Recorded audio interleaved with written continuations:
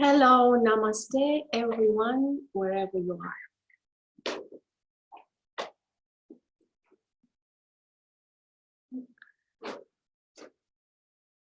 And welcome to the last of the satsangs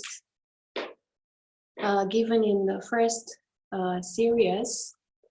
So we are hoping that Sahajananda will give another series of satsangs. So tonight is the last from the 10th satsangs that have been online. And before the satsang, I would like to let you know what is happening, to update you.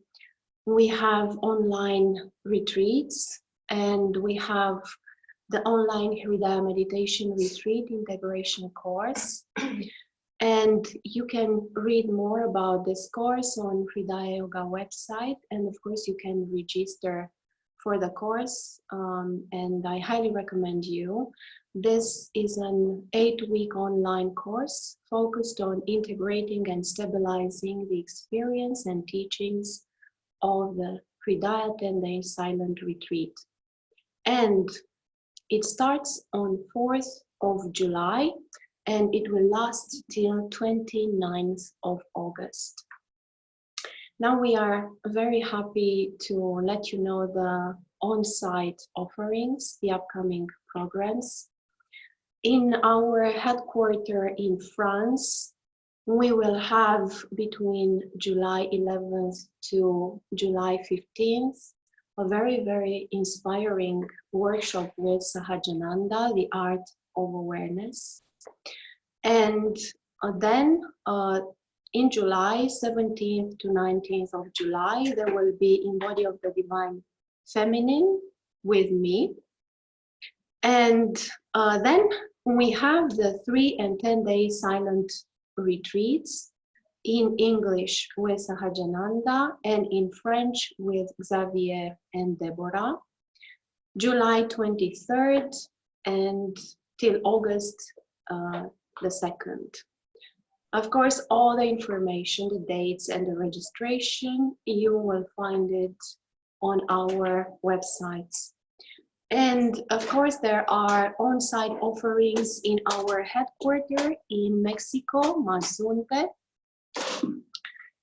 And these offerings are Module 1 in English and Spanish, starting in August, 7th of August till 30th of August. Module 2 in English, August 7th of August till 30th of August.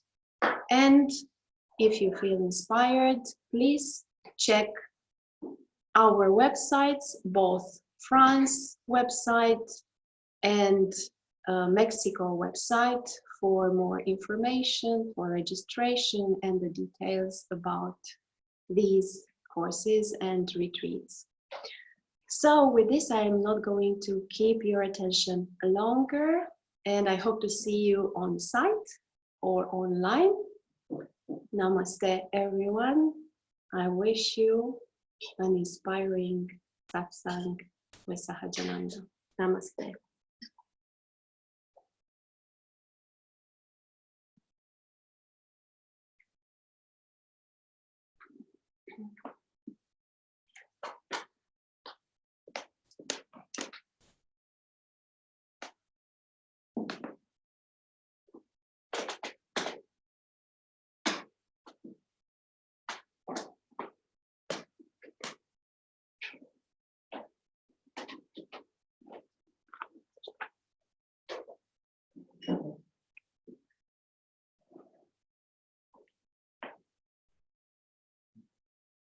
Namaste. Welcome. I'm very happy and honored to be back in Norshiva.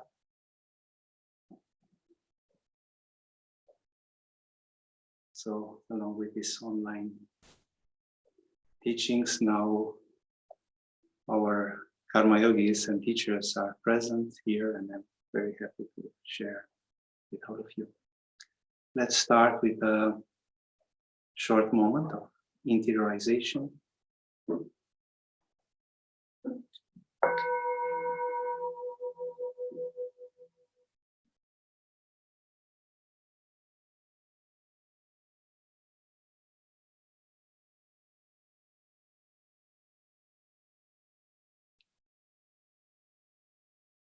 Please close your eyes. We bring the awareness in the middle of the chest, a little to the right.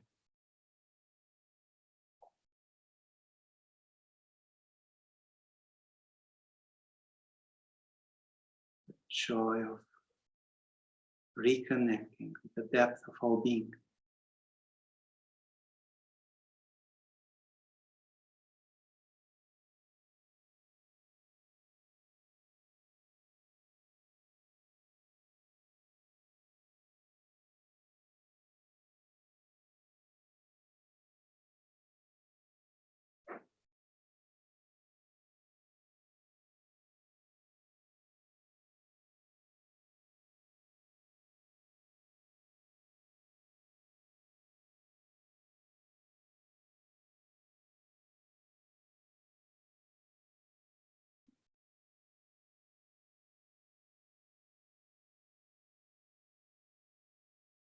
Contemplating me here now.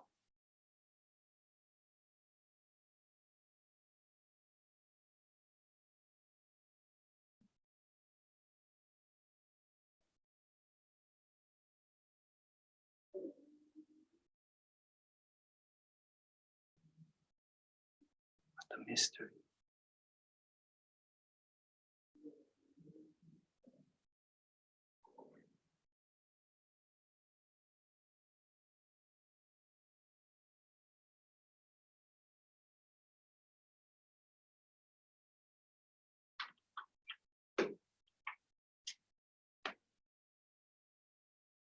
And we gently open the eyes.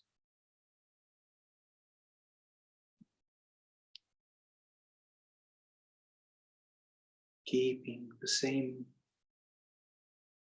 sense of wonderment.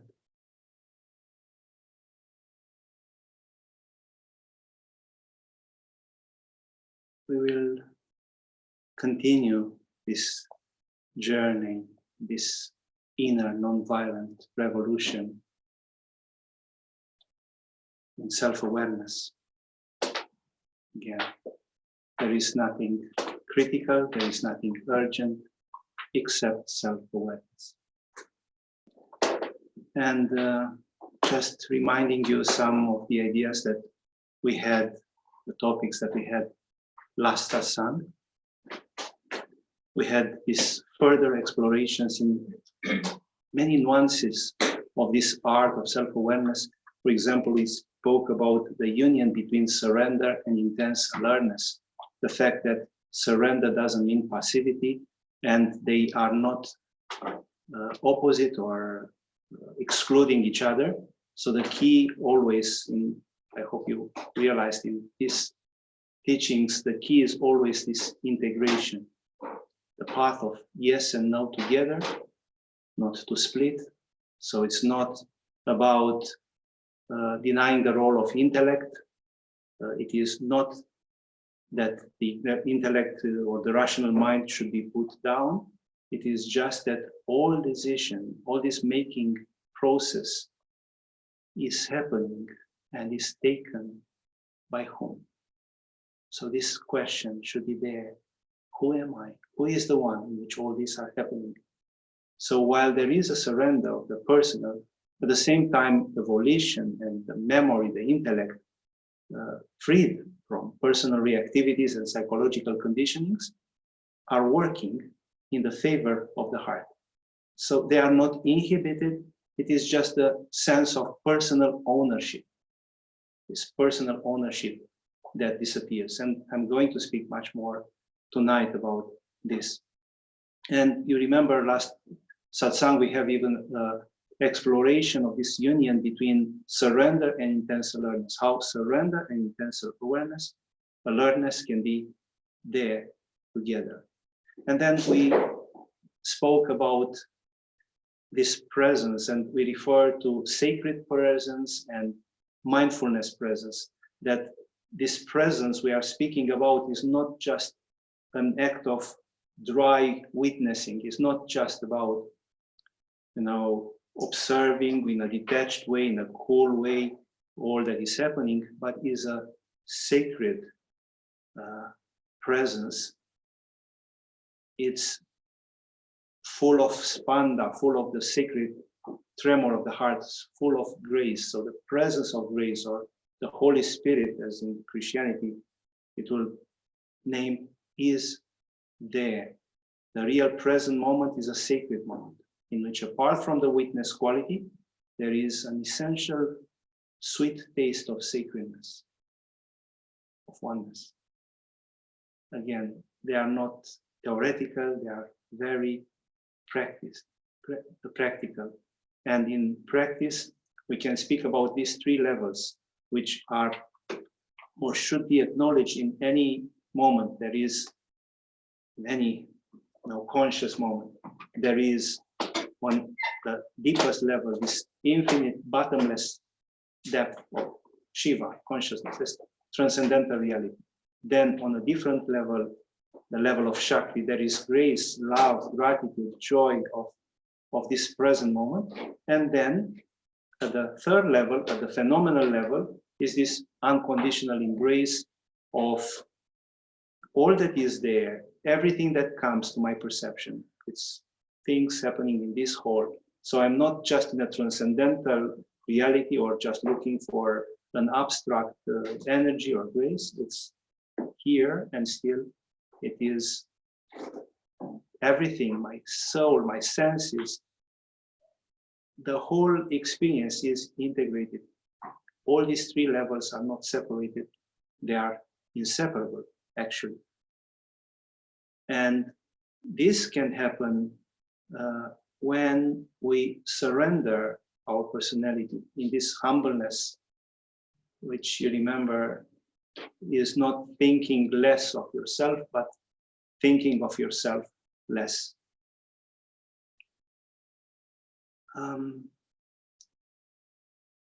We even spoke about the fact that there are no separate categories, me as an ego, me as a drop, and me as an ocean.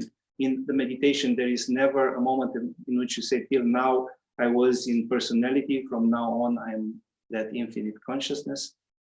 So it's, as Ramana recommended, this coming, bringing this I feeling back to its source, so coming to this, it's a process in which you can acknowledge a vast spectrum of perspectives. And it's the same you. It's the same you in all this, in unconscious, in supraconscious, in the rational mind. Is the same consciousness there. It's the same me. Now I'm going to speak about the topics of this new satsang. I'm going to speak about the importance of the center, what means to be centered, this harmony and balance. I'm going to speak about the heart as a cosmos, about an advice or a question, what is your idea? And we'll clarify what this is about. And then about the receptive heart and the thinking heart, as it appears in the Sufi tradition, the Himma. It has even a concept associated. I would confess that this last satsang was quite challenging. I was first thinking to bring a summary of all that and to make a kind of recapitulation of all the techniques and elements that we learned. But then I felt that still it's not the end, and definitely is not, it's a topic that deserves so much attention. After or while we are giving silent meditation retreats, what I feel that is missing is this integration in our daily life and how this presence is honored. And here definitely we need to contemplate more and to practice more. And that's why this topic will continue. So maybe not every week as we did till now, but definitely we'll have a continuation. And there is also, on the one hand, the fact that this topic is so vast.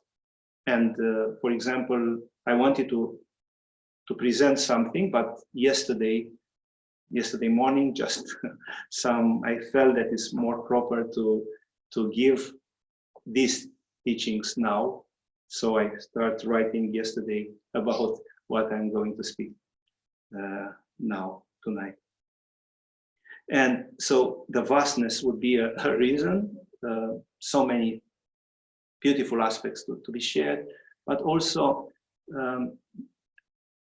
we still need to apply it. Maybe some workshops or maybe ways of applying it is so important, because even though I spoke about, you know, the role of the petty tyrants, how to be grateful and develop this psychological resilience, this firmness, this stability in our being, still I hear in our Sangha reactivities, more blackmail, manipulation, frustration, a lot of things which I hope that with the maturity of our community, things will come more and more closer to that understanding of real stability.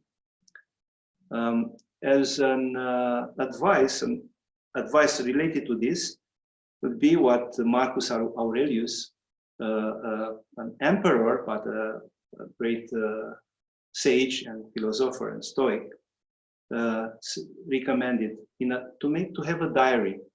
And he gave this recommendation, which I will also give to you. Say to yourself in the early morning, I shall meet today ungrateful, violent, treacherous, envious, uncharitable men, all of the ignorance of real good and ill. I can neither be harmed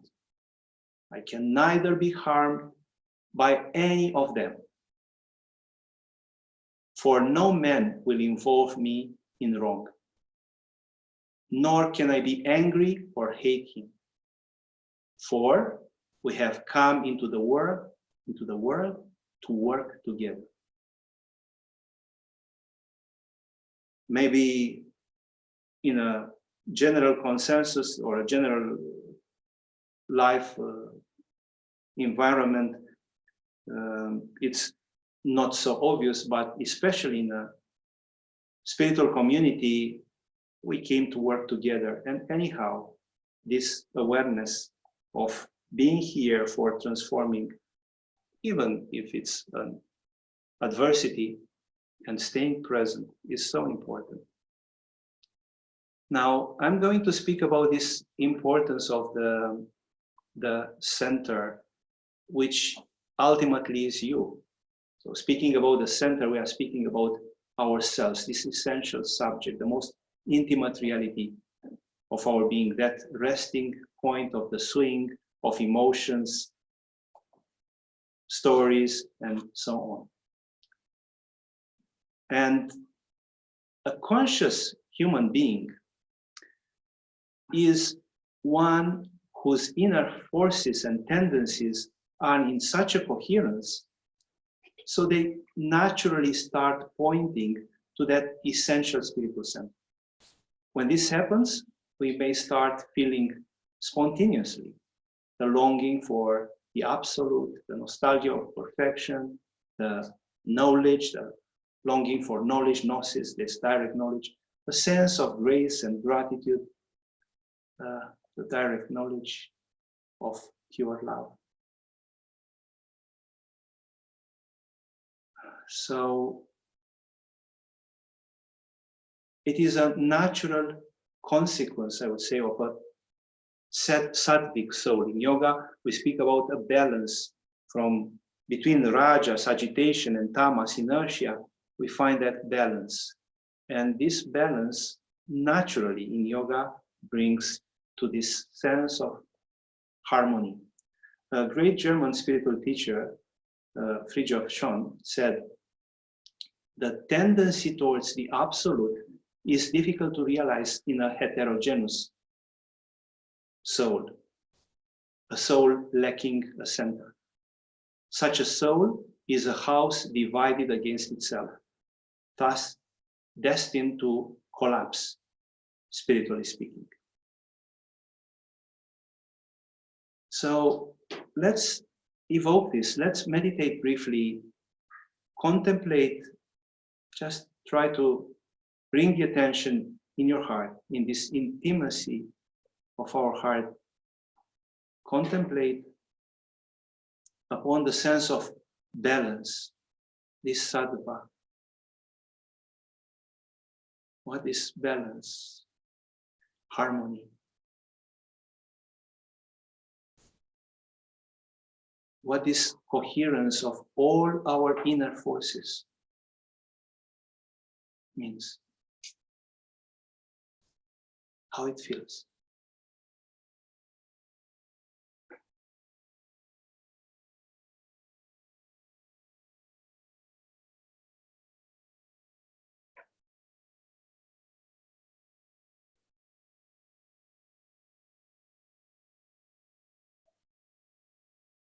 It's like a reorchestration of energy.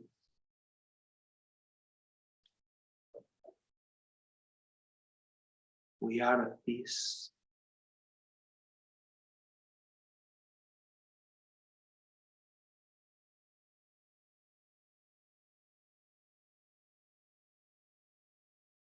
So this awareness brings this coherence of our tendencies, of our energies, and definitely Hatha Yoga can help us to come closer to this.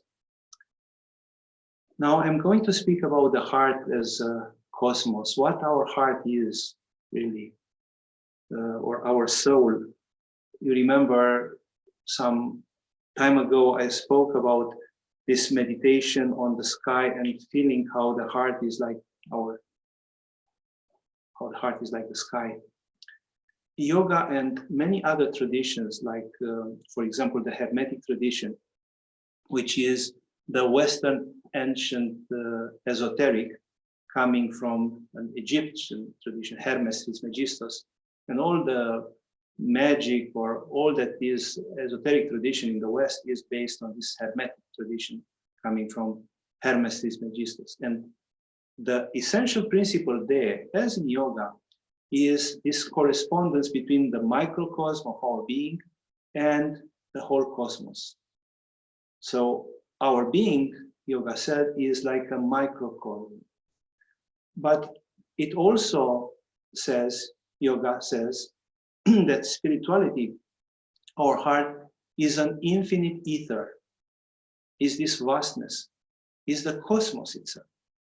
So spiritually, ultimately, it's not just that I am a little reflection of the whole, but in my heart is the kingdom of God. In my heart is that wholeness. The entire cosmos. Now, the word cosmos was used first by Pythagoras and can be translated in English as universal order. And this is already so inspiring. All this cosmos is order. Ultimately is about order. Cosmos is about order. But this translation is still missing another essential dimension of the word cosmos, which is aesthetic beauty. So cosmos means also beauty, aesthetic beauty, like in the word cosmetics. So it may be inspiring for women, especially when using cosmetics, to think about cosmos. It's about, the harmony and the beauty of the whole. And more than this, related to this sense of the cosmos, the Stoics in the Greek, ancient Greece, they see the cosmos not just a physical reality, but the soul of the world, anima mundi, they name, which means this, or is named in Latin, the soul of the whole world, the cosmos as an alive, conscious reality. So cosmos is order, beauty, and the soul of the world. And this is what the heart of a conscious human being is. There is a remarkable psychologist. He was a disciple of Jung, and he actually led the Institute of Jung after Jung stopped working, James Hillman. And he has a very beautiful quote. He said, "The heart in the chest is not your heart only. It is a microcosmic sun, a cosmos of all possible experiences that no one can own." So, a microcosmic sun, a cosmos of all possible experiences that no one can own. When we look at our soul of our beings, try to meditate briefly, try to see, so just bring again the awareness in the heart.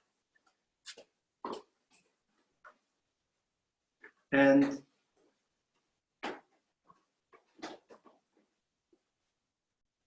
try to see in your heart what being a microcosm feels like, mirroring the whole cosmos.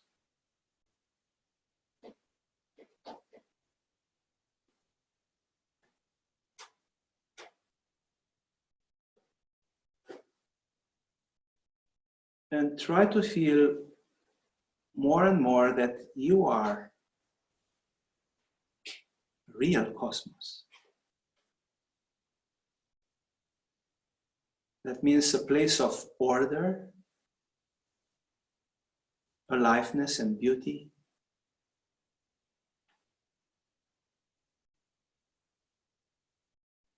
Embracing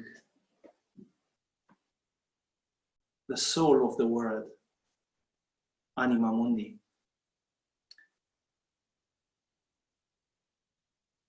Feel your heart as the ether,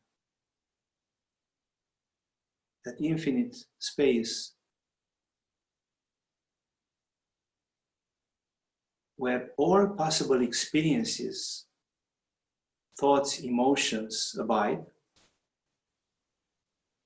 everything, but which no one can own.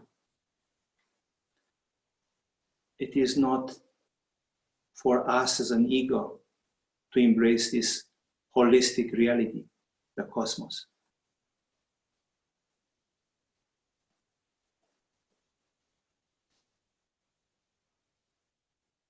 So surrender, abandon the ownership, this sense of ownership of your ideas, thoughts, emotions, and see the miracle.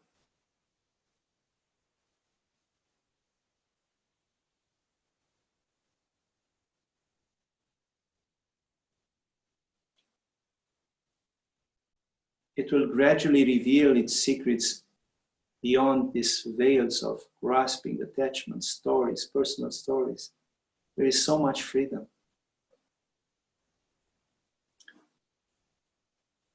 This experiment may sound a little bit poetic or abstract, but whenever you act in self-awareness, so being aware of the present moment, or passing through a doorway, by the way, when you pass through the doorway, did you remember to pass with a leg that corresponds with a hinge?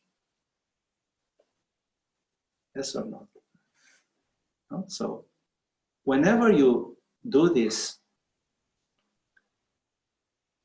a self-remembrance is there, which again, it's not just the surrender, passive surrender, is the aliveness of you fully present, the intellect is still present, but freed from attachments. And then it's at the same time grace.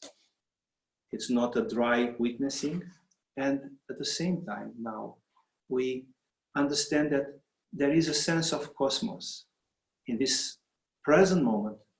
If I'm saying me here now, a sense of cosmos is there.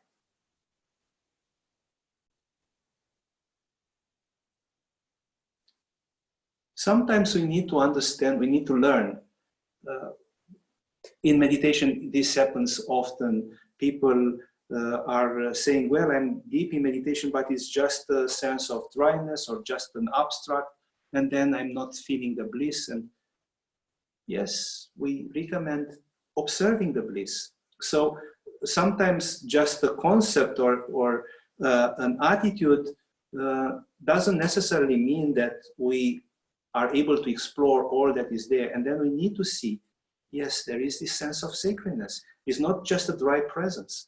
Look for the sacredness, and then look for this cosmic dimension, which is not yours. It's, you don't own it.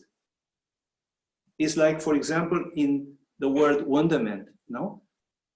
When I say I'm in wonderment or be in wonderment, no, some people may say, well, this means I stay with no thoughts. But I stay with no thoughts. Is this wonderment? No, it's not enough. Wonderment, it's something more than just being without thoughts, yes? So we try, I mean, we understand that wonderment is more than just being without thoughts. It's that sense of miracle that is present there and takes your breath away.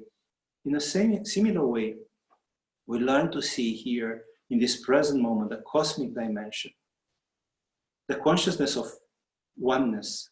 And it is a fascinating perspective that comes from the Sufi tradition as well, in which also the heart is seen as a cosmos. They say there is the throne of God, Al-Arsh. Al-Arsh means the throne of God. And his temple in the human being, the center of divine consciousness and the circumference of the circle of all that is. So the throne of God, now please don't imagine just a chair or the throne of God in the not only in Sufism, I would say in all Abrahamic religions, in Judaism, Christianity, the throne of God is the expression of a realm which is beyond the seven heavens, the seven different heavens of different subtle entities, angels, and so on. Then is the realm of the ultimate, or the kingdom of God. So when we speak about the kingdom of God, or the throne of God, it's not about a throne, or it's a space of consciousness. It's that ultimate reality. And in the Sufi tradition, they say the throne of God, that ultimate reality, is not just far away somewhere else. That throne of God and his temple of God, the center of divine consciousness and the circumference of the circle of all that is in our heart, everything. And this is very much like Blaise Pascal said when he spoke about God, that is a sphere with a center everywhere and the circumference nowhere, which brings this sense of vastness.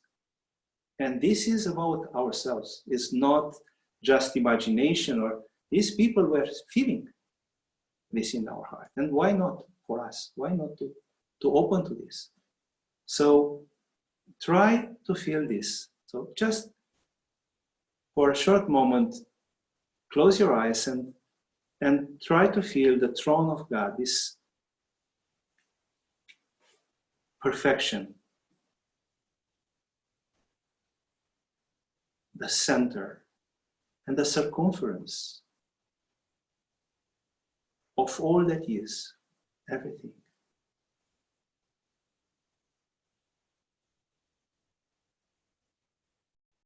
Breathe the cosmos.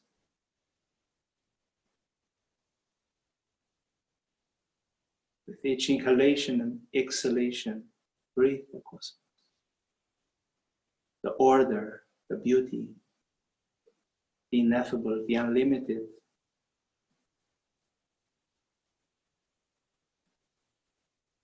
Or Satyam Shivam Sundaram, as the yogic tradition says, the truth, the goodness, and the beauty. This is the very essence of our heart. Satyam, from Satya, truthfulness. Shivam, Shiva, etymologically comes from goodness, the benevolent one. So, Satyam, the truthfulness, the truth, the goodness, and the beauty. Sundaram. We can only come to such revelation in surrender, about abandoning this ownership of all the ideas and emotions that are happening here in this body-mind, and finally abandoning this little knot of our ego, so the limited entity that pretends to grasp all this together, my story, my personality, and so on. And I feel the need to emphasize it is about abandoning the ownership, not the memories or our emotions or our ideas, but the sense that they are mine, somehow allowing everything to flow to us, allowing all this to flow. And then in this, even the sense of intimacy, even this event is not a satsang shared by me to you or to somebody, or it's a sense of communion that is happening. It's a sense of sharing on a deeper level, a sharing of the cosmos.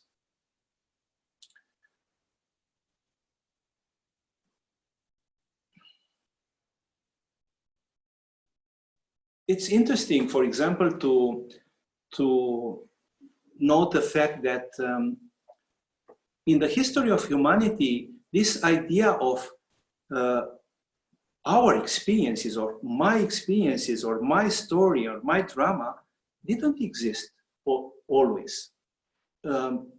Many associated this rhetoric of the ego, so the ego speaking about itself, starting with the Confessions of St Augustine. So quite late,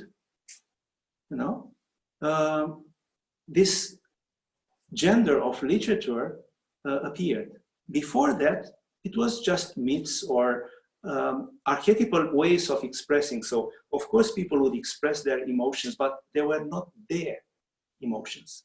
Somehow they were in a more universal way expressed.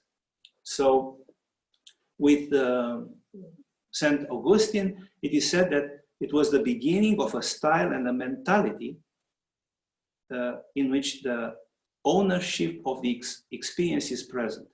This happened to me. And of course, with that, we have also the autobiography. Autobiography is even more stuck in the ego. The confession also has an aspiration of putting that in the light of the truth. Autobiography is just speaking about yourself. Then you confess. And then the difference between a confession, which is done, let's say, in a secular way at a psychologist, and a confession in which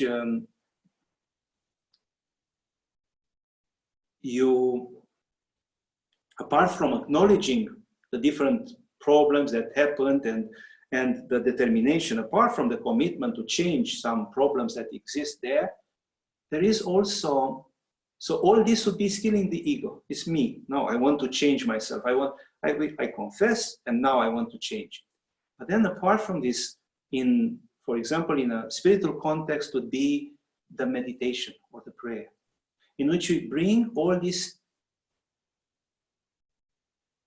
surrender to God or surrender to the heart. We bring all this into a different dimension, a higher dimension. It's not just about, a story. I confessed. Okay, I confessed to you and I said, and it's nice.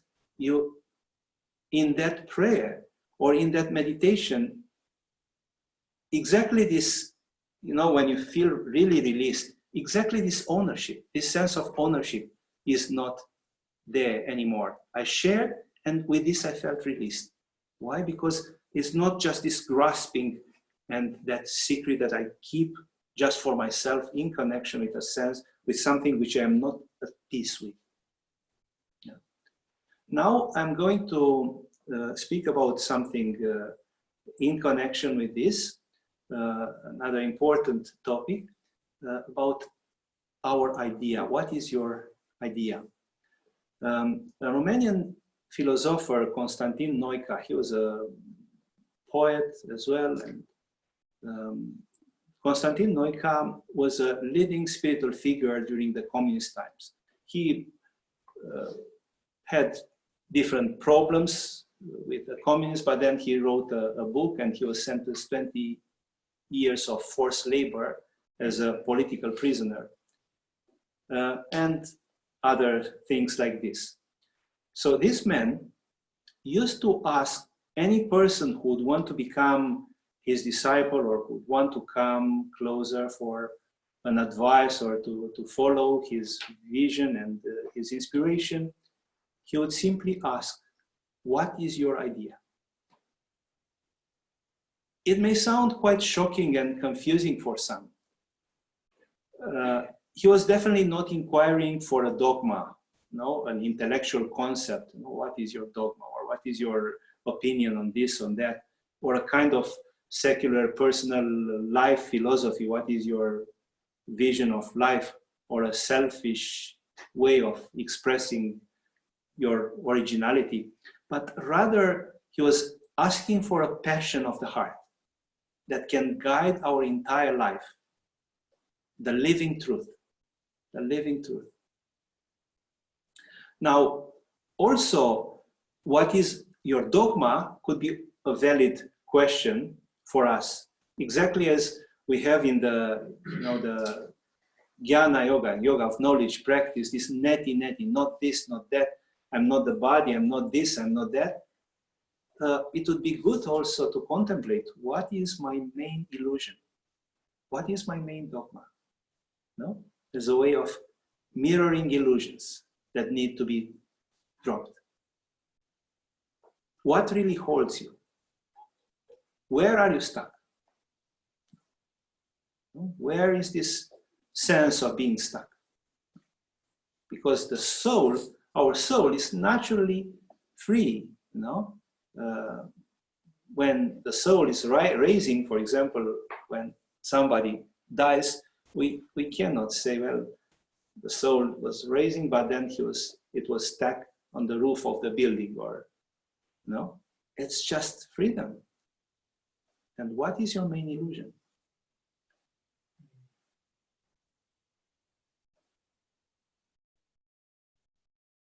And like now being like an end of this series of satsangs, I felt the need to share about this. What is your idea? It is true, often we need help for revealing our living truth. Just even to start considering this. Giving birth to such an idea presupposes that the idea was potentially already in us. In ancient Greece, people were pregnant with ideas, and then the Socrates was the midwife, like the midwife which would, help to give birth to such ideas. But again, such ideas are not just ideas of the mind, intellectual ideas, but rather idea of the heart. So Noica's question, what is your idea, was a calling for awakening. Cease behave mechanically. Look for the Shakti, as we may say. Look for that Shakti, for that energy that gives you the grace of self-awareness and real presence. What is really inspiring you? Where you are alive. So basically, he would ask, is your heart awakened? Is your soul alive? What is your passion you are ready to die for?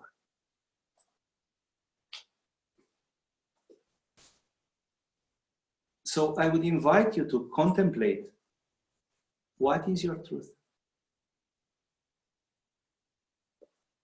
Or better said, what is the truth that illuminates you and makes you radiate?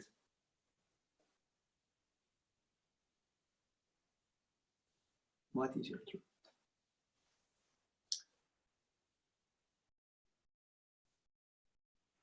Let's go even further in the deep understanding of such question. Let's imagine how Saint Teresa of Avila or any other mystic would answer to such conundrum, question.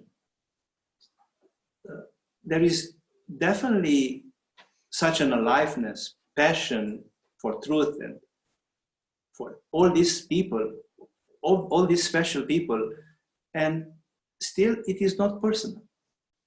You know, Saint Teresa of Avila speaks about different stages in meditation or contemplation, and she speaks about a level at which the soul is loving God with all its strength, with all its might, with all the energies. But then it's another stage, a higher stage, in which you love God with a love which is not yours, which is cosmic, it's grace, it's universal. So it's a transition from personal, where yes, it's my idea, and it's like all my life is there, all my energies, all my passion is in that. And then at a certain point, I realized that it's not mine. It's not really mine, but is a universal energy flowing there.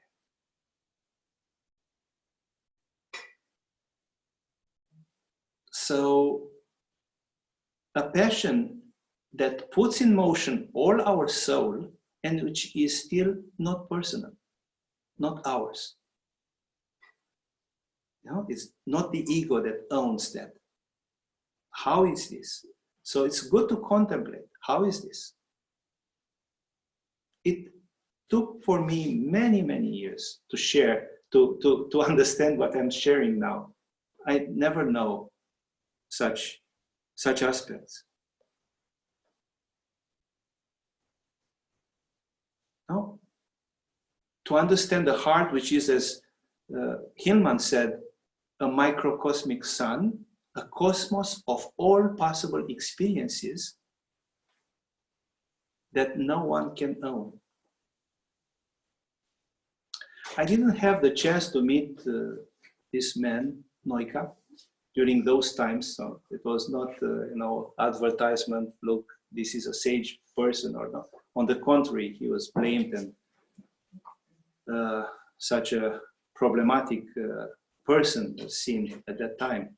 Nevertheless, long time ago, I also imagined a meeting with him, and I said to myself that self-inquiry, longing for the source, the center of my soul, is definitely my idea. Not even self-knowledge, but self-inquiry. Because there is in it, in this inquiry, maybe more than in self-knowledge, this fascinating mystery, this sense of wonderment, this aliveness of our soul. The word knowledge may be somehow compromised by two things. First, the rational mind, because we tend to associate this knowledge with the mind. It's about me understanding something. And then this sense of ownership is my knowledge. I get something very special. But self-inquiry is free from a rational purpose and even ownership, entitlement. It's not, it's just a self-inquiry. And still, this wouldn't be the right way of expressing it, because such a longing, self-inquiry, is actually not mine, but rather vice versa. It is that grace, that aspiration, pure awareness that starts possessing my being. Not that I possess it, so not I as a limited entity, that I possess all those miracles, but they are there. And apply such attitude in self-inquiry meditation. Apply such attitude in me here now. What a mystery. What a miracle.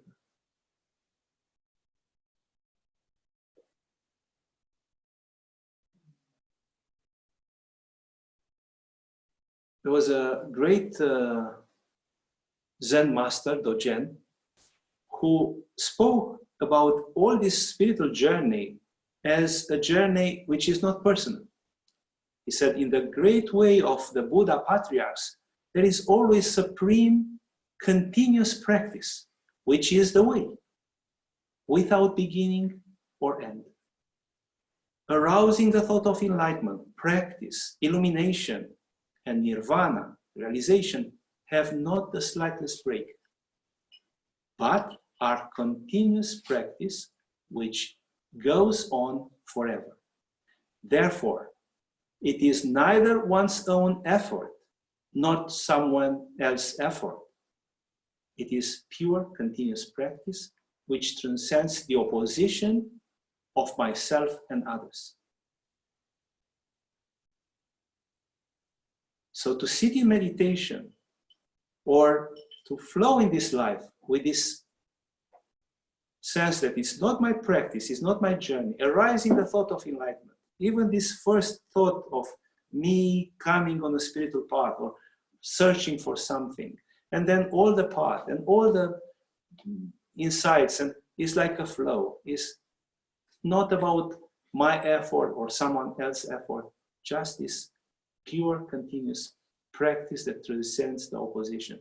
This was the founder, Dogen was the founder of the meditative practice of Soto Zen, the meditative practice of the Zen Buddhism.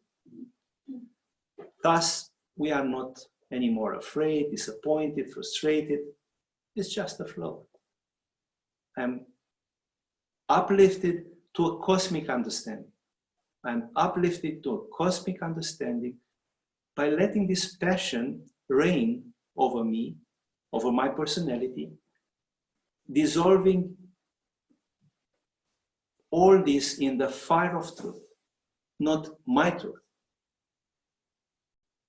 This kind of possession of truth and love began for Dante, Dante Alighieri, quite early at the age of 9, when he saw Beatrice,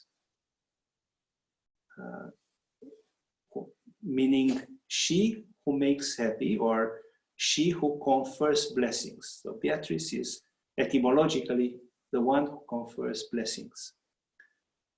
And this scene is, I would say, an archetypal image of romantic love. Maybe the whole romanticism started in that moment. It was very early, before the time of romantic movement, but it was with that, it's like with that something happened in the consciousness of humanity, not only the consciousness of Dante, and it can reverberate in our being now so much. And it was just, he didn't know. I mean, it was 9 years old, and at that time she was, for others, a sweet girl with a crimson dress. But in the eyes of Dante, she was not just a girl, but a goddess, the soul of the world, this anima mundi, the cosmos, awakening his heart irreversibly to beauty and love. As it was Laila for Majnun, in the Sufi stories. Dante writes, so how he describes this meeting. At that moment, I say most truly that the spirit of life, which had its dwelling in the secret chamber of the heart, began to tremble so violently. It's such a beautiful expression of this tremor of the heart of Spanda. No? The spirit of life, he said, began to tremble so violently that the least pulse of my body shook. And in trembling, it said these words: "Here is a goddess stronger than I, who, coming, shall rule over me."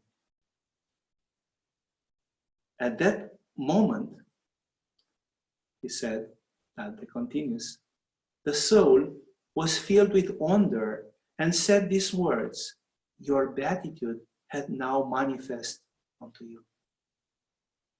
From that time onward, love governed my soul. So from then, that moment on, he was a devotee of his goddess, Beatrice, as a personification of love. And this was his idea. Yes? What was the idea of Dante? Well, exactly this. Not a mental idea, but that passion, opening him to a new life. This confession comes from Vita Nova, or a work of Dante. The new life, Vita Nova, the new life. So, how is for you? Try to contemplate. My advice is to start as soon as possible, which means now. No? Which is your idea? What is your idea? What is your impersonal passion? Allow your soul open to such wonder, and you will not live in vain. As Rumi said, no? Die in love so you can live forever.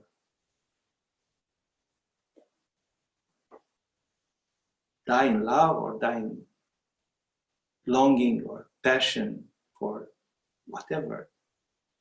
But that intensity is so important. Such essential idea should be for you what the fragrance is for a flower. No? Exactly as a flower doesn't need to do something, it's there, but the perfume is everywhere, radiates. Exactly in the same way, we should radiate this idea. And always such an idea or such a passion and longing is inspired and guided by the center, by the heart, which we name, Satguru in yoga, the guru of existence, the essential guru, the guru of the heart. And the guru of the heart creates this coherence in our life that takes us beyond ourselves.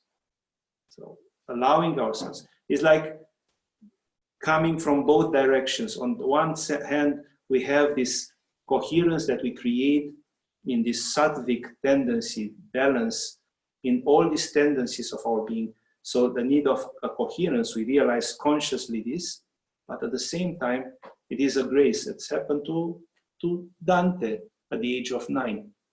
He was not really, we cannot say, was he prepared or not? He was definitely prepared in one sense, but he was taken by that beauty. A way of going beyond ourselves.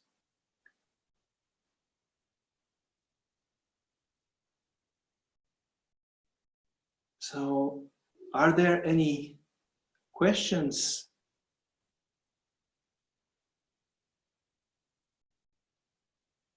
We'll have now a break for questions.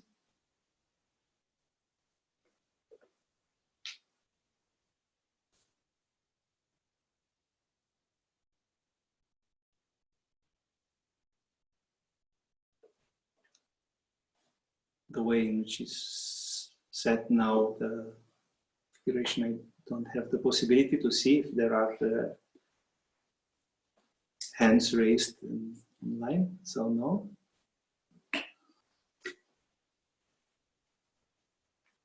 Is it too abstract or no? I hope not, yes.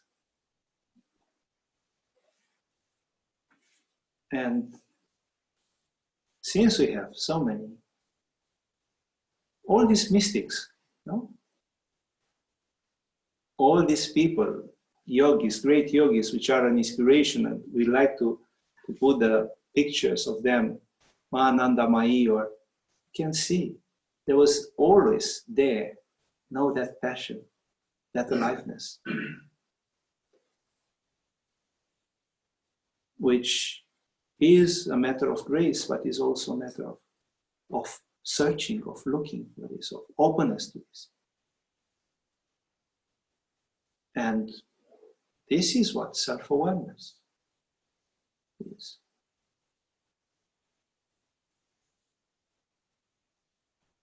Not just trying to deal with our problems and our problematic stories or wounds, or we may be wounded, but in such a power, there is no fear. No, you go beyond, and you are taken by such love or such passion. Those old stories, because are personal and little, seem so irrelevant. Yes, 2 questions. So,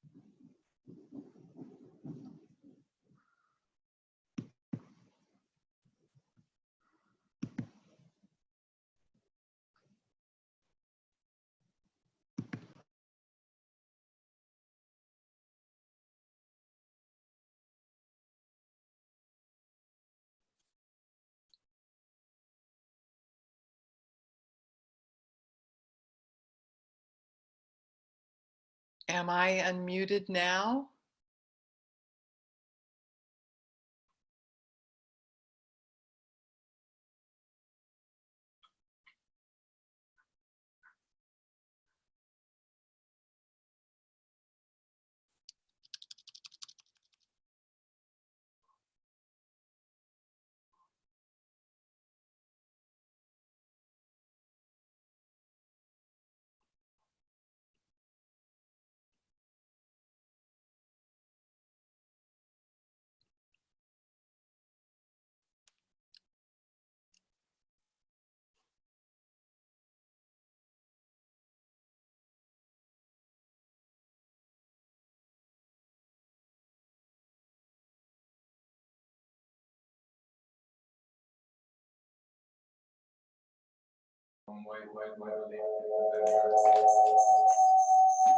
So I was asked what would be the difference between a belief and such an idea. I'm referring to during this satsang. I hope this will be clarified even more, because we are going to continue with this a little bit more. But a belief is still happening in the mind. It's a stabilized pattern in the mind. It's more than a thought, because in a belief you start owning that it's a thought that becomes your thought and is deeper in your subconscious mind. You identify with that, and you somehow identify with that thought, and that it becomes, and thus it becomes a belief. I would say further or deeper than beliefs are faith, in which the experience is also there. This we will name the thought of the heart is indeed is a very intimate trust, but if a belief is still very much about the head, this idea is coming, gushing from the heart, is deeply inspired by the heart, is deeply inspired by the depth of our being. And I hope this will be more clarified. I'm going to speak more exactly about this, and all that Himma, I was referring to this Sufi tradition, about that pure intention or that creative power of the heart. That is what I'm speaking about. Is not just about thoughts we resonate with or we like, and we want to just follow because we like those thoughts. It's more than emotional connection with a thought. A belief is an emotional connection with a thought, but it's still personal. But here, it's like you are taken back by that. It's like what would be the belief in love which Dante would have, and what happened there, that passion. It's more than, oh, I believe that Beatrice is my lover or is a special person. No, it's partaken. In that shaking, all the fiber of your being is telling you this, is telling you this. Do we have the...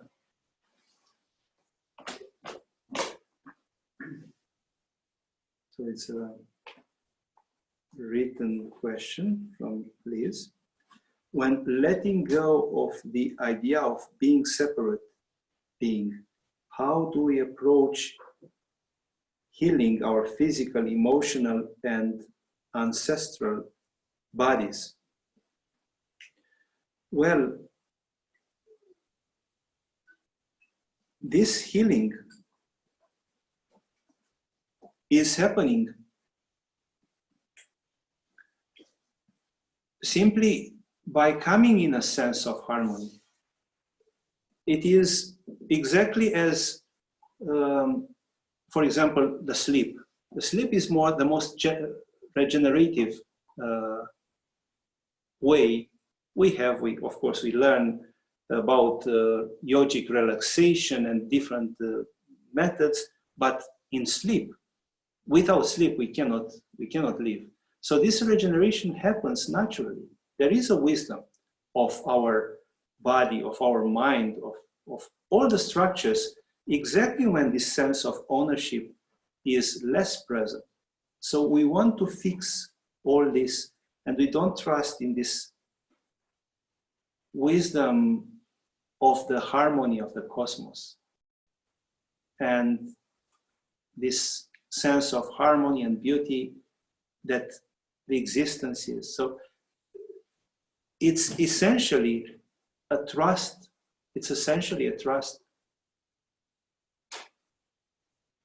And of course, if there is a need for a treatment or, as I said, the intellect and all faculties are not diminished. So all that you use as tools, your mind, your emotions, and the intelligence, memory, are all functioning and all can function, just that they are not the main leader of all that is. But you don't have just this identification and being totally lost in them. And then, of course, the healing is happening. Otherwise, you don't need to focus and be totally identified with energy or with the body and so on. So when you don't need to to be aware of your digestion. Digestion happens, yes. It's only when there is a problem in the body starts calling you, saying, well, I need attention. And somehow the same attitude can happen with all the structures. They can be in harmony, and then you don't need to try to fix them like, you know, a mechanical way. In a mechanical way, I need to fix this and that. It's just this flow. You don't need to think about the heart to beat. It beats, or the digestion happen. To a certain point, the emotional alchemy, the transformation, this reconfiguration of our being happens naturally. And then the healing also happens in this way. And then also, of course, when the help of medicine is needed, is needed. It's nothing that is taken away. So please think in this way. When we speak about the dissolution of this sense of ownership, the dissolution of the ego, is not that some functions are obliterated or are annihilated. On the contrary, we are embracing everything in a wider way. So I hope this help you, yes? Yeah. I'll try to formulate the question. Belief are, like you explained, something more deep, something more in the background, right? That kind of bring your perception in a certain way. Yes, the beliefs bring your perception in a certain way. So yeah. I will repeat just to be sure that the microphone, yes. Yes, and I will make a commentary. Yes, the beliefs are like filters, which, you know, open you to some things, or you see some things in a way or another. They act in a way like filters for this reality. Yes.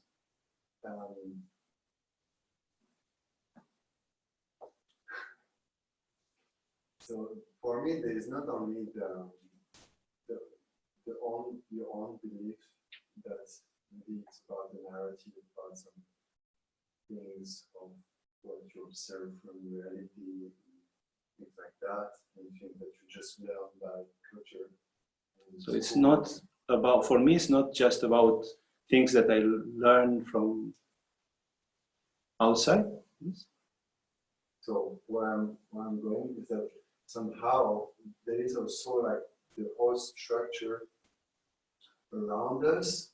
There is like a whole structure around us, yes. The way the system is built, the culture, how people act around us. Yes. That kind of create a background.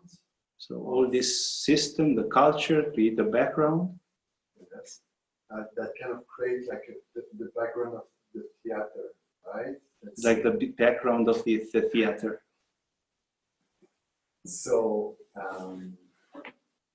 somehow this background of the theater is already creating some kind of, I don't know how to get what I want to say. It's creating this subconscious belief. Yes, it's like a subconscious belief. That's yes, it's even a term for this. It is named consensus reality. Yeah. So we consider all that this is real. The Buddhist tradition, the Tibetan Buddhist tradition would say this is happening because of a collective karma. The fish would speak a different way about reality, no? Because all have the same karma of being in the ocean and swimming now and seeing the world that they see with their brain, with their eyes, with their senses. For them, it's a different consensus reality than for human beings. We consider that this is the ultimate reality. And it's interesting, for example, to observe that we tend to communicate using concepts and words and rational mind more and more. But for example, it's good to keep this openness. Maybe in other times, the myths were another way of communicating. The poetic way of addressing the world was a different way of seeing. And in seeing that, the reality was different.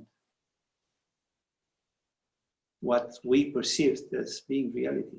So it's still very relative. No?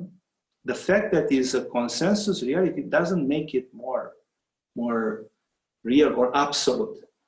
Not in the sense that it doesn't exist, but it's just a perspective. It's just the expression of a level of consciousness. In the Shaivist tradition, they will say none of these philosophies, materialism, and then the Buddhist philosophy of this and that, none of them are wrong. They wouldn't debate, no, I am right, you are wrong. No, they are just expressions, different expressions of levels of consciousness. Then it's, again, you see an integration. You don't see that this is low or this is just a different thing and I am in a different... it's the same flow, but at different levels of consciousness, a different way of having zoom in, zoom out, and so on. Yes? Yes? Thank you. If I'm convinced I have various patients, like various dogmas, let's say 5, should I first inquire, verify if it's not an illusion, if they are my real passions, and on the second hand, so just to yes, sure. Repeat. So, and I'm not sure if I understood you correctly. So, if you have, let's say, 5 dogmas, you observe that you have 5 ideas which are quite dogmatic. The question is, should you inquire for each of them if they are? I'm not mistaken in believing it, and it's not an illusion that I think this is my reality, and maybe it's not. Yes. The other question. Yes. So just to answer this, even the fact of inquiring this, it's a big step. Maybe is it so? Maybe not. No, maybe not. Maybe not. This is exactly when we spoke about the swing. You identify with something, and then you try into consideration the other, even the opposite point of view.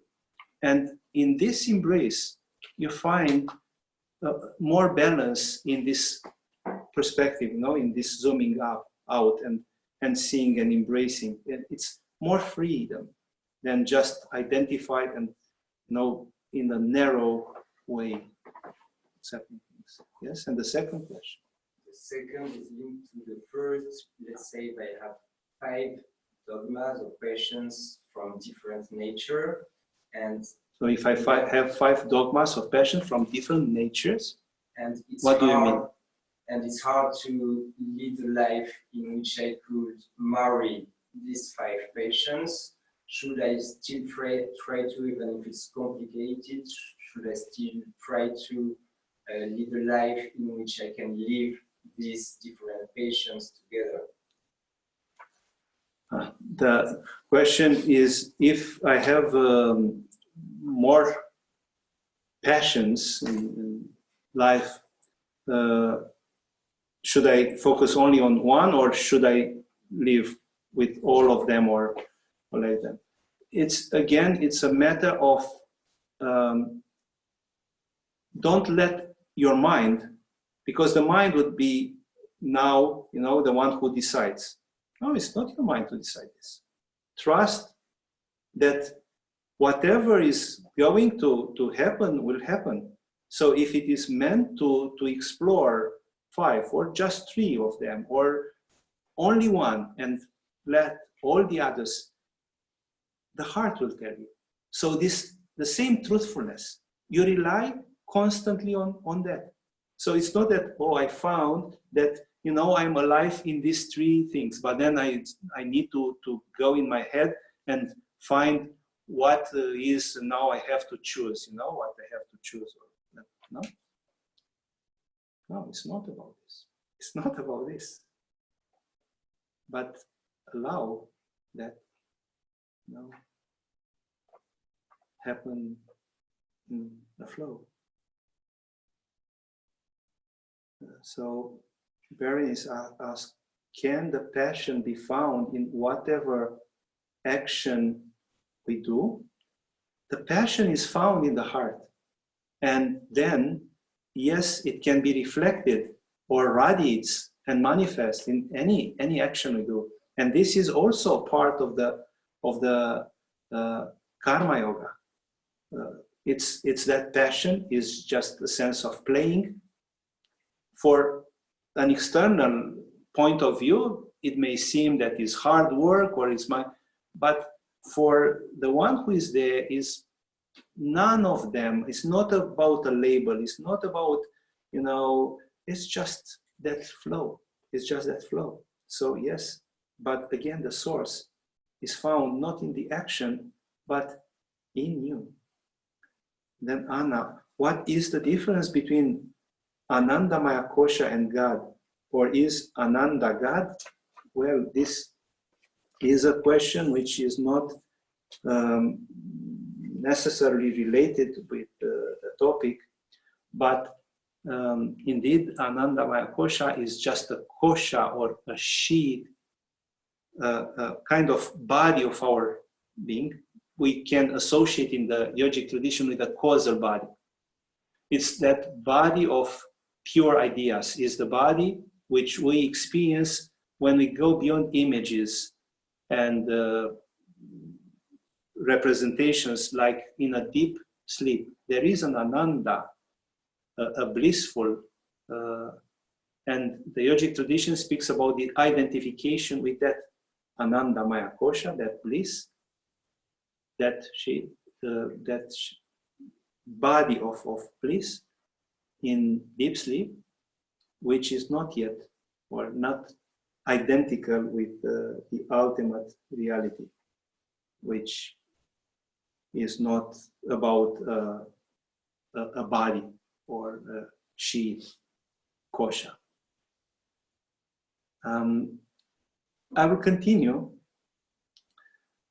and in this way of reflecting or learning to reflect as a practice of self-awareness, I will give you now, look into a mirror and try to see not just your face or body features and so on, but the vastness of consciousness, of which the physical mirror is just a small fragment of it. You may observe that while the glass mirror is just there, 1 square meter or whatever, so big, that quality of mirroring can go ad infinitum. So it is a faculty not of that object, the mirror, but of your consciousness. Consciousness. So that sense of vastness. Look into the mirror, look into the eyes, into your eyes, ideally without blinking for at least 3 minutes, and ask, what is my main illusion? What is my dogma? The practice is non-conceptual. So it's not for the mind. The answer may come from your longing, from a wounded soul. You are wounded. There is a pain. Apparently you feel satisfied and complete, and then you look into this mirror, like a mirror that shows what is missing there, and then you feel an answer. It's a limitation. And what is your limitation? What is your illusion? No?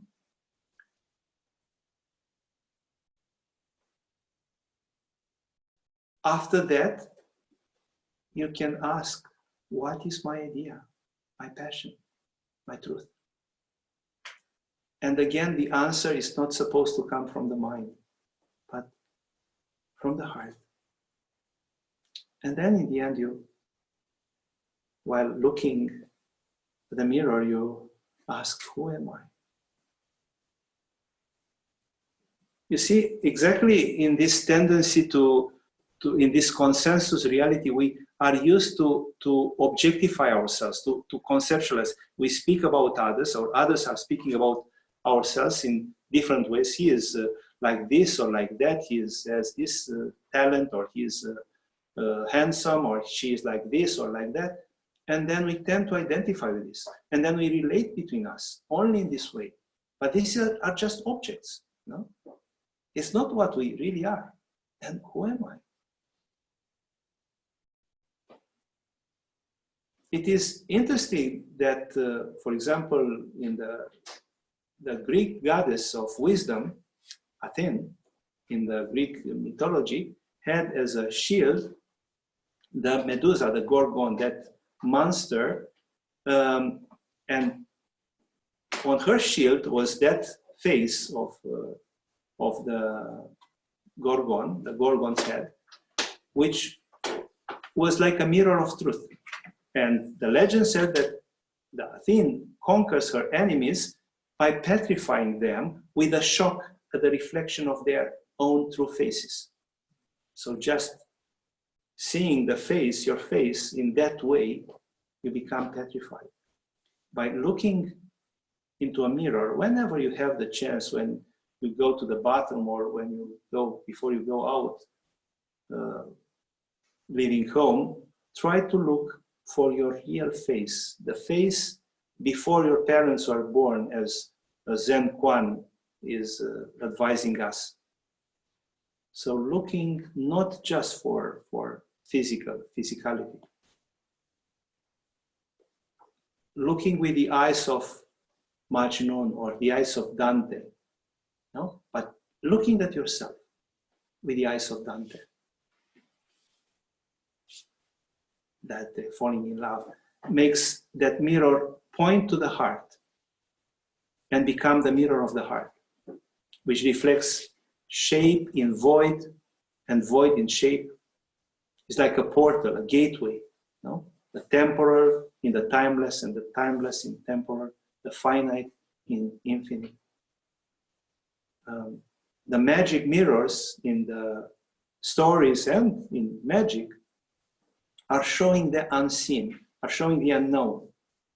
And make any mirror a magic mirror by looking for a you in the absence of yourself.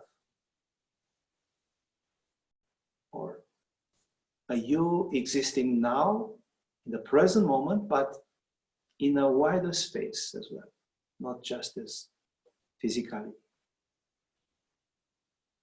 For this gazing into a mirror, for this practice, it may be inspiring to know that the Latin for stars, the Latin word for star is sidus, which is at the root of the word consideration, which etymologically means to scan the stars as a whole, so to scan the whole cosmos.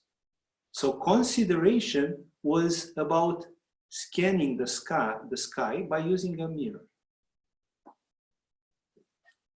So it is like all our emotions, thoughts are taken into consideration. They are like stars which are taken together there. And also the Latin word for mirror is speculum, which also gives this word to speculate.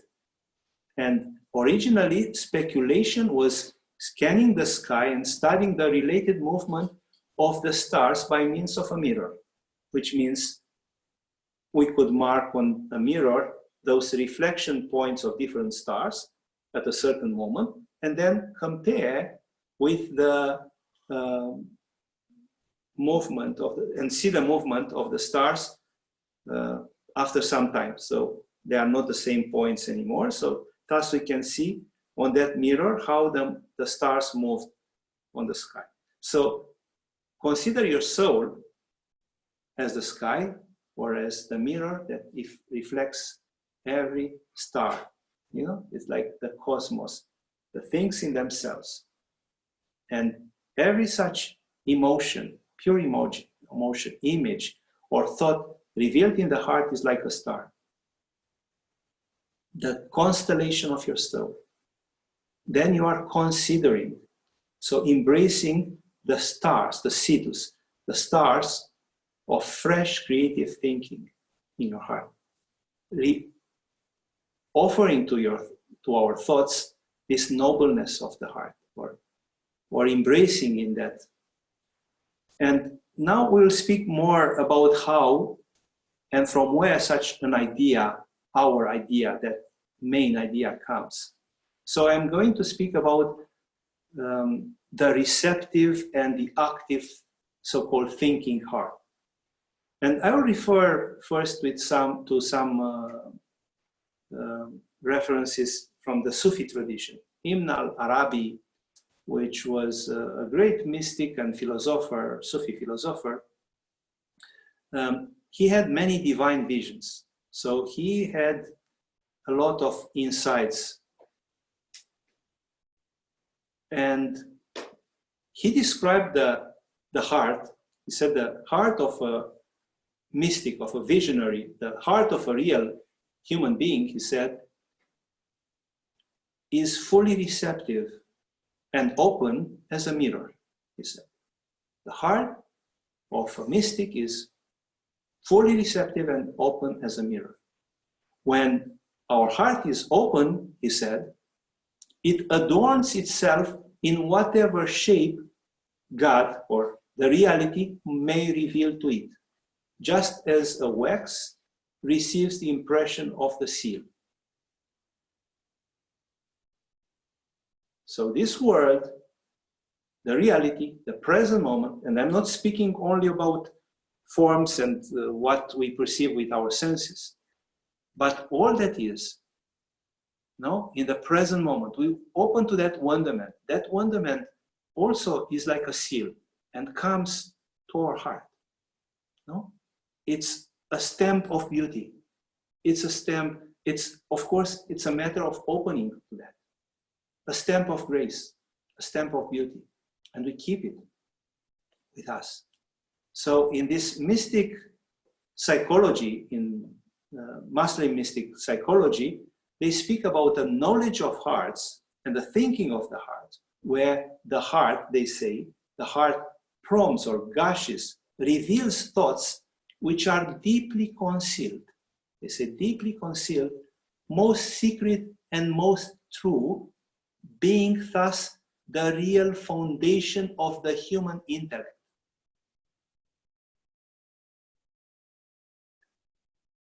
And Al-Halaj, another great Sufi mystic, said, I have seen my Lord in the heart's eye. And he also said, hearts in their secrecy are a solitary virgin. Hearts in their secrecy are a solitary virgin. That sense of intimacy and purity, nobleness, is something that can be experienced there. So we can learn from such mystics, from their uplifting affirmations, how to explore the secrets they are speaking about. I wouldn't take just, oh, this is what Ibn Arabi said, and this is his philosophy, and is a part of this mystic Sufi tradition.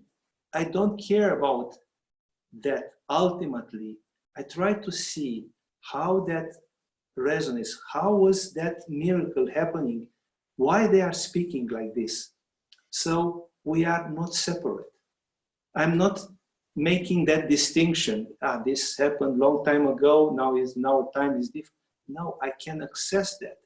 All the beauty and all the wisdom of the word is still accessible through, there are so many clues, there are so many footsteps that are there to be learned or followed. So learn how to dig into the abyss of an idea or of such a sharing of the heart and not to be bound by ideas, not to be just identified with, oh, this is what Shankaracharya said, or this, and because otherwise they would become a dogma, but to deepen them further into the mystery and ultimately ungraspable nature of existence as a whole. So learning from this more and more. And then it becomes direct experience. Now speaking about this Advaita Vedanta, non-duality, Swami Vivekananda, a great spiritual master, had some arguments with a scholar, and that scholar said, when Vivekananda had a statement, that scholar said, well, but Shankaracharya, no, Shankaracharya is the ultimate authority of Advaita. Shankaracharya didn't say so. Yes, Vivekananda said, but Swami Vivekananda said so. And this was not a statement coming just from the ego or a boldness. It was a direct experience. He knew. So I don't care if somebody is saying something or not, is essentially that trust and that intuition. Now, apart from this heart, which can be like a wax that takes the form of the seal, we can speak about the thinking heart, the radiating power of the heart, which is something which is not so often emphasized. So how these thoughts of the heart look like? This inspiration or thoughts of the heart are ever expanding, equally in their compassion, love, and in a visionary power, somehow recovering the beauty and the harmony of the cosmos that we are. So they are those thoughts that are taking us or inspiring us to come back to that longing, to that harmony. James Hillman, again, that psychologist, was referring to such thoughts and to this quality as the lion heart, Cœur de Lion. You know, it was a great king, Richard I, a great hero, and the troubadours named him Richard Okenon, which in Occitan means yes and no. It's very interesting that in this satsangs we spoke so much about going beyond yes, either yes or no, but in this yes and no. And here I found this reference to Richard Cœur de Lion as,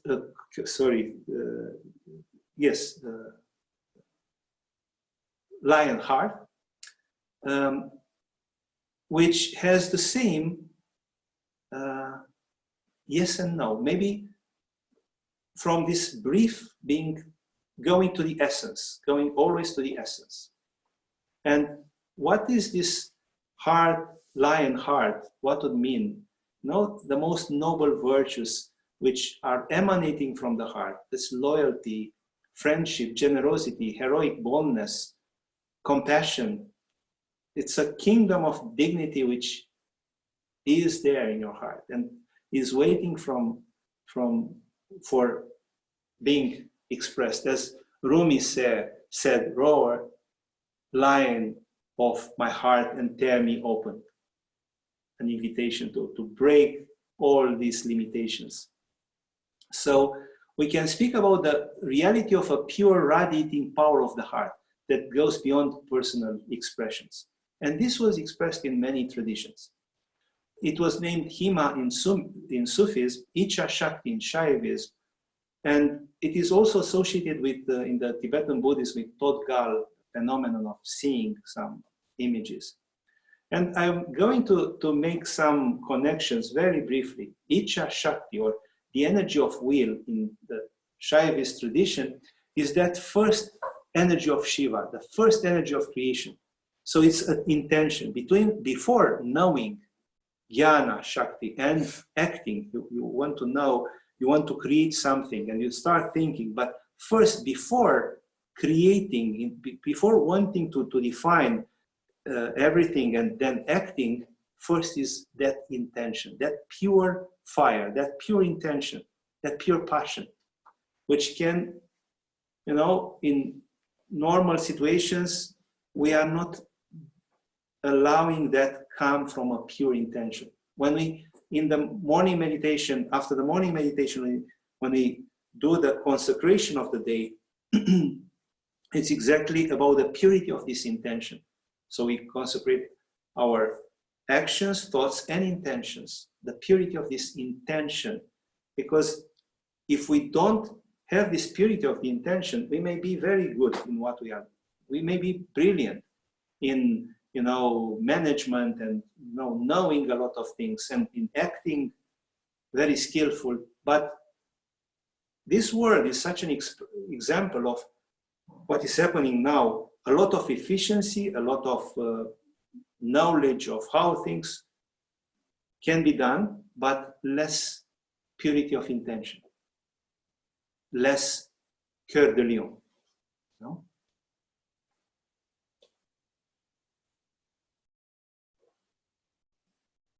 And also in the Shaivist tradition, they speak about Ka, which is the supreme void of the heart.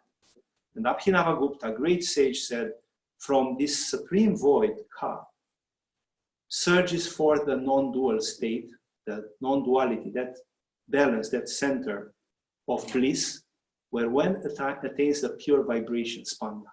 So there it finds the pure vibration, spanda, and to attain the spanda, the sacred tremor of the heart, is to attain efficiency in everything. Then you are very efficient spiritually, or it's that enthusiasm.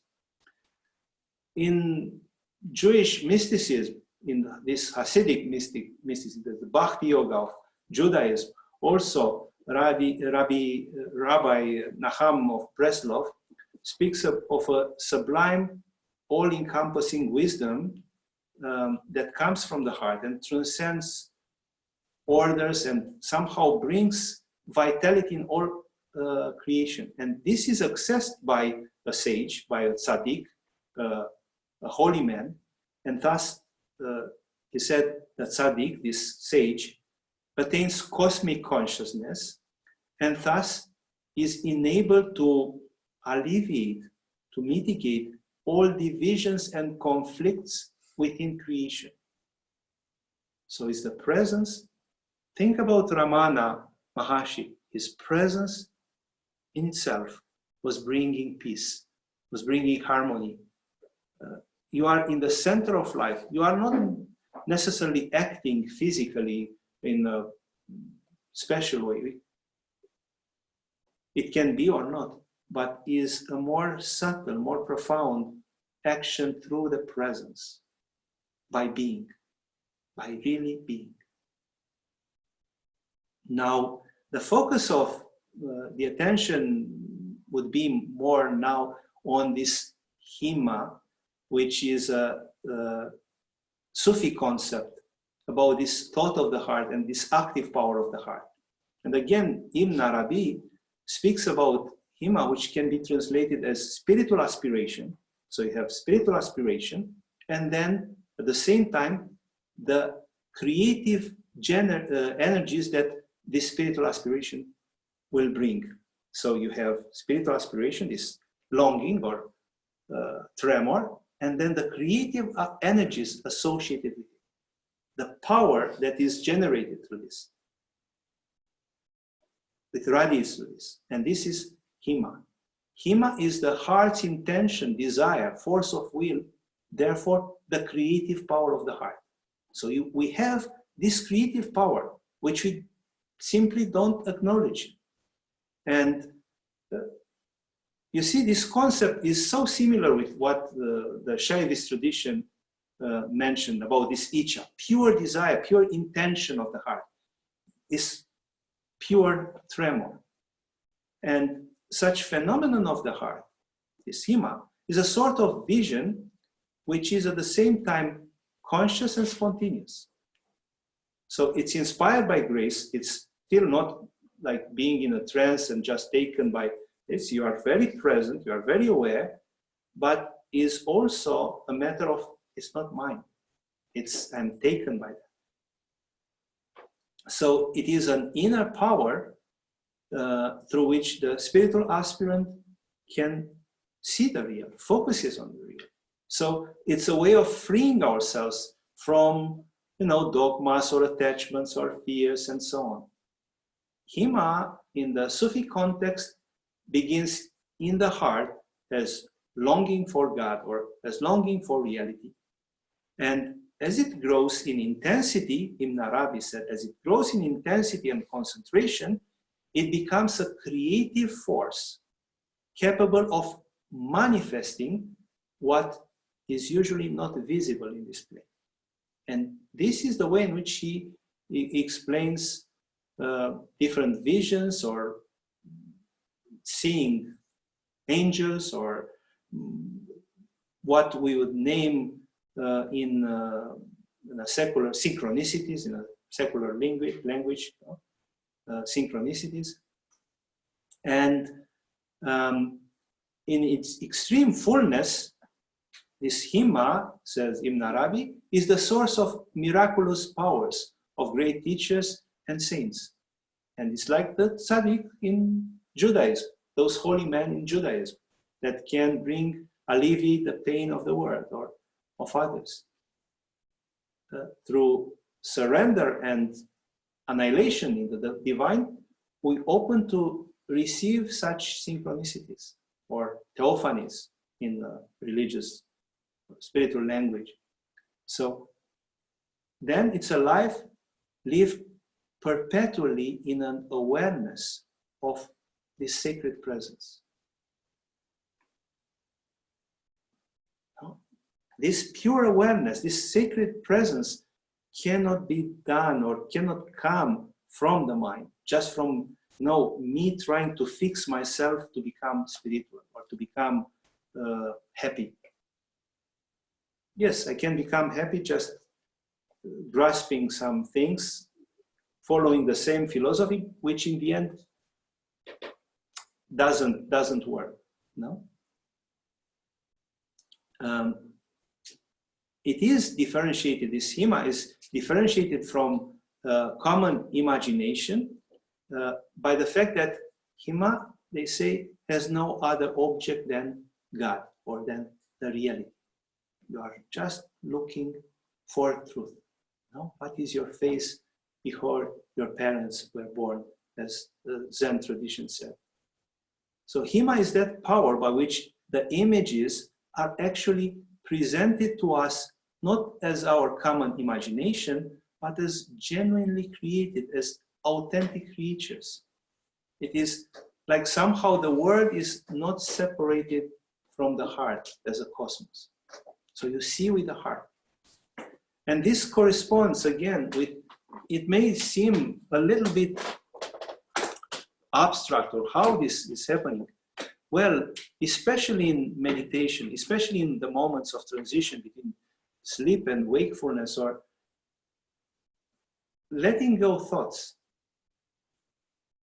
a sense of grace, a sense of presence, intimacy, and then miracles can happen, are possible. Seeing or communicating with the Shambhala or astral realms is also possible. And in the Buddhist tradition, I mentioned these Todgal visions, which are seen as direct expressions of the light of pure consciousness. They don't happen, the Buddhists said, when we are in the common state of the mind, but require a pure awareness, which is exactly that open attention, the teachings of the fish I mentioned. No expectations, no dogma, you are just open. And then such Todgal visions can happen, and then the fruition of them is that this a subtle channel is open, the Kati channel. They say this is an energy channel even more subtle than Sushumna Nadi, that one through which Kundalini is more esoteric. Padma Shambhava said this is more esoteric. It's a channel between the heart and your eyes, and it's a way through which the heart manifests directly, and you can see directly from the heart. So it's like the eye of the witness consciousness, the eye of the heart. It means that our heart at the same time is pouring out of our eyes. And in this process, we are learning to see with our heart. So when we are bypassing the rational mind and stories, this Kati channel is opened, and bypassing the discursive mind, this is what has happened to Dante when he was falling in love. So he didn't see just, a girl there. You see with the heart. You see with the heart. And then all that creativity is also a flow in that. And I'm mentioning all this in this satsang, not to encourage our personal stories, daydreaming, or personal fantasies, but to inform you of other domains of our soul. Just to know, the world is not now open or not knowing or acknowledging this, but they were present in the teachings of Buddhism, Sufism, Christianity, in so many teachings like this we can find. So it's good to know that not any inner image is just vain or a deluding fantasy. And I'm referring to a capacity even higher than so-called creative imagination, which is a beautiful power of our intellect to be creative. Common imagination, which in our times and in our new age spirituality is almost omnipresent, speaking with entities or speaking with God or with angels, can become, on the contrary, very confusing. Of course, not all of them are fantasies. Maybe you heard about that Finhong experiment where in a desert, a paradise was created. And there, it's an example of a real creative power of the heart. Those people started communicating with the spirits of nature, and out of that, something incredible, a mystery was happening there. Or as Gurdjieff is speaking about objective art, like an art that can create such an effect on anybody. Ultimately, is not the content of such visions that would be the problem, but their source. The religions would name it dramatically as coming from Satan or temptations in Christianity and so on. But it's ultimately from ego. You either allow or you stay just in your thoughts or imagination that you see things which are just reflections of a personal world and lacking this light of the center. And another sage who was very inspired by the Sufi tradition, he was a Sufi, Henri Corbin, a French teacher, named this condition of such obsession for personal stories, obsession in our personal story and imagination, the captive heart. He named the captive heart. The heart in its exile. So the heart is not at home anymore. It is confined in an imagination in which the real thought of the heart became contaminated, detransfigured. We suffocate the real heart, the reality, with our obsessions for our personal story, for our, all these kind of personal things. And then this capacity to breathe with the heart, to open to reality, is missing.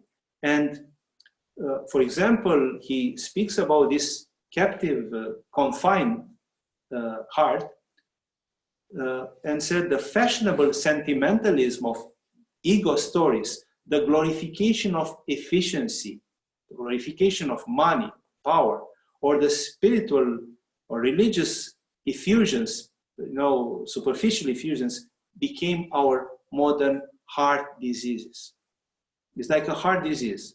It's like a heart disease, which keeps our heart captive, just in our stories. But this creative power, exactly, we have a creative power, but we stay just in our personal domain. And just to clarify this idea, I refer to the Tibetan tradition of the 6 yoga of Naropa. There we have the yoga of dreams. The yoga of dreams is a very profound spiritual practice. And there we speak about 3 forms of dreams. There are ordinary dreams, they name, or samsaric dreams, from samsara, the illusion, the phenomenal world. Samsaric dreams, ordinary dreams. Then there are dreams of clarity, and then there are clear light dreams. The ordinary dreams, these samsaric dreams, are simply expressions of random activity of our psyche. And even though Freud named dreams the royal road to the subconscious, to the unconscious, such dreams in the Tibetan tradition are considered completely irrelevant. They are samsaric. They are just, they are generated, they say, by the personal karmic traces. And we are just in the personal domain of limited energies.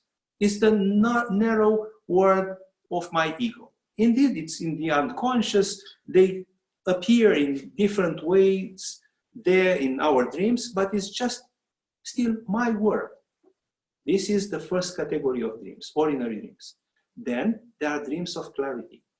These dreams are not necessarily lucid. It's not about lucid dreaming, but dreams of clarity are dreams in which, for example, a student will receive an initiation from a master, or will receive, would participate to something special in a kind of insightful phenomenon. This is a different kind of dreams, which they consider as dreams that can bring insights. Some initiations can happen in dreams, which shows that there is a connection between, at the level of the unconscious, between our unconscious and that collective unconscious. And Jung was also mentioning. So in such dreams of clarity, we access this. It's like we access Shakti, the cosmic energy. We access at the unconscious level, speaking about dreams, much wider. And then the creativity, of course, is much and is more rooted in a more profound reality. Yes. And then we have these clear light dreams, which occur in pure awareness. Therefore, they are beyond subject and object duality. There you are not an object in the dream, the character in the dream that runs from the monster. You realize that you are that character and you are the monster as well. You are the dreamer. So in you, everything, emotions, the sky of the dream, the monster, the character, all are you. Everything is happening in your consciousness. So you are the witness and you are the embracer of all that is. Now, what I said about these dreams, this classification is true and can be applied in this imagination. So we can have like these samsaric dreams, samsaric imagination. This is what is happening commonly. We caught in our identifications, in our thoughts. It's like an impure heart. We have an impure heart. It's impurified. This sense of impurity comes especially from these identifications with my story, with my dreams, with my problems, and so on. So there, it's only the ego, this alienated ego, that is the guide. And of course, it becomes boring. Sometimes many times people became bored with themselves. And then we try to avoid this. And then it's so simple now. We have mobiles and we just look and look in this network universe which may seem fascinating, but cannot replace in any way the real cosmos of our heart. This vastness, which no one owns, that Hillman said. Now, the dreams of clarity correspond in this domain of imagination, in this domain of creativity. When you open, we have this natural explosion of the heart. And there, the energies are not personal anymore. You open, and there is a flow of creativity that it's a freshness of grace. Genuine intuitions rooted not in the ego, but in this pure I feeling, in this pure sense of me. And this is why such images are not anymore suffocated by our restricted, egotic universe. And then the clear light dreams is just the vision of the witness of this sage, which is in a natural state, this sahaja naturalness, in which everything is embraced.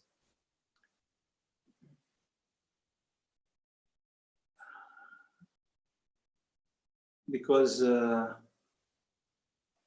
it is quite late, I would conclude with a story. We will come with the title of the story in the end. I will name the story in the end as a way for you to remember. It's an advice which Milarepa gave to his main disciple Gampopa. So at the end of the training, we can say that we are in a concluding phase, finishing this 10 courses on 10 satsangs on self-awareness. And Milarepa said to his disciple, all the necessary instructions on meditation were given to you. Now it's up to you to go and practice. And as Gampopa was leaving, Milarepa just followed him for a stretch, and at one point he stopped and said, still, there is one instruction I didn't give to you. And Gampopa thought about making some offering, some mandala offering or something for obtaining these instructions. And Milarepa, the story said that Milarepa said, no, it's not the need for making such preparations. There is no need to such offerings. I will just give you the teachings. And then Milarepa turned around, lifted his skirt, and bared his buttocks. And they were so callous, so rough-skinned, that Gampopa could not tell whether they were made of flesh, stone, or wood. And after this, Milarepa said, if you want to reach perfection in practice, then you should sit as I have. I sat on solid stone continuously for so long that my butt is like a fossil. It's as hard as stone. You should train with this kind of perseverance. This is my last instruction. So it is not sufficient to just contemplate and say, well, some progress was made and so on. These moments of illumination or moments of feeling at harmony are not enough, are not the last enlightenment.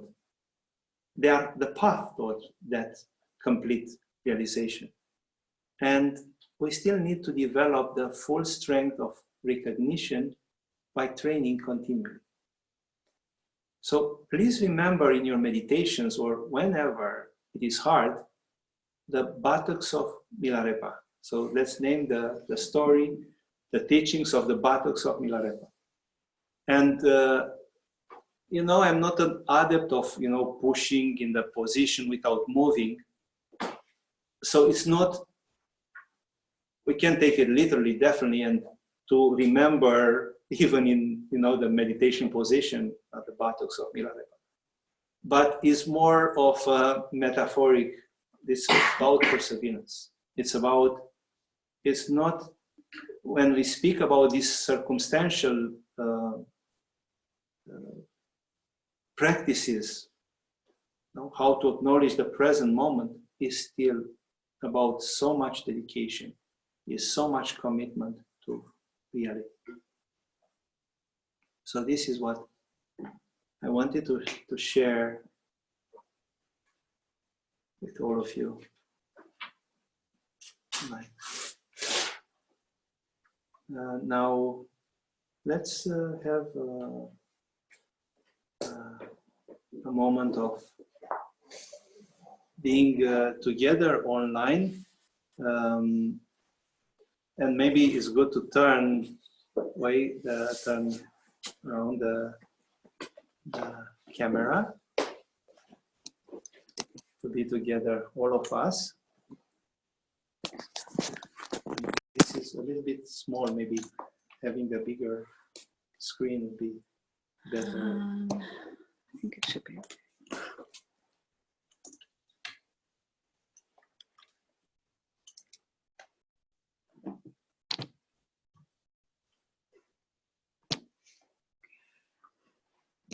It's a little bit small.